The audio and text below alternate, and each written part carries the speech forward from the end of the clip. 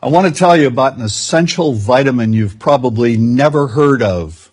If you're a parent or plan to be one, it might be more important to your child's growth than all other vitamins combined, and only you, a parent, can provide it. I call it vitamin N, the word no. More and more children, I find, are suffering from vitamin N deficiency, and they, their parents, and our entire culture are paying the price. Let me illustrate my point with a story that's quite typical.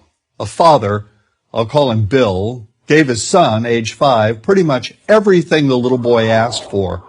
Like most parents, Bill wanted more than anything for his son to be happy, but he wasn't. Instead, he was petulant, moody, and often sullen. He was also having problems getting along with other children.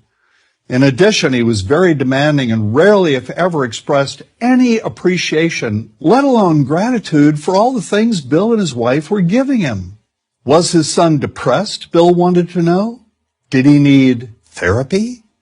His son, I told him, was suffering the predictable ill effects of being overindulged.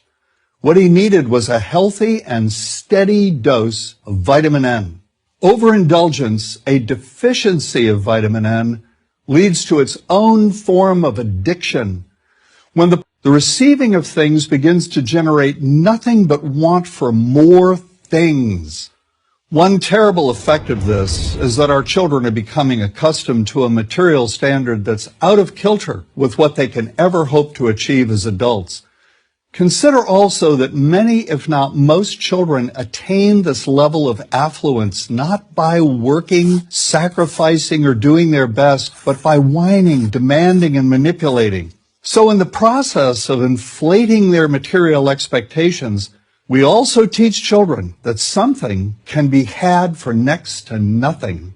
Not only is that a falsehood, it's also one of the most dangerous, destructive attitudes a person can acquire.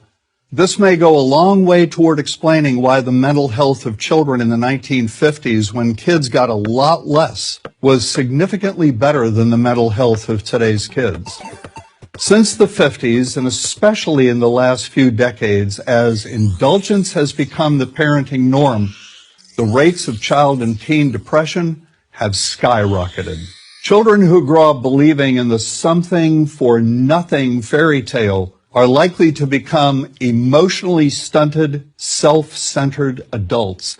Then, when they themselves become parents, they're likely to overdose their children with material things. The piles of toys, plushies, and gadgets one finds scattered around most households. In that way, overindulgence, a deficiency of vitamin N, becomes an inherited disease. An addiction passed from one generation to the next. This also explains why children who get too much of what they want rarely take proper care of anything they have. Why should they?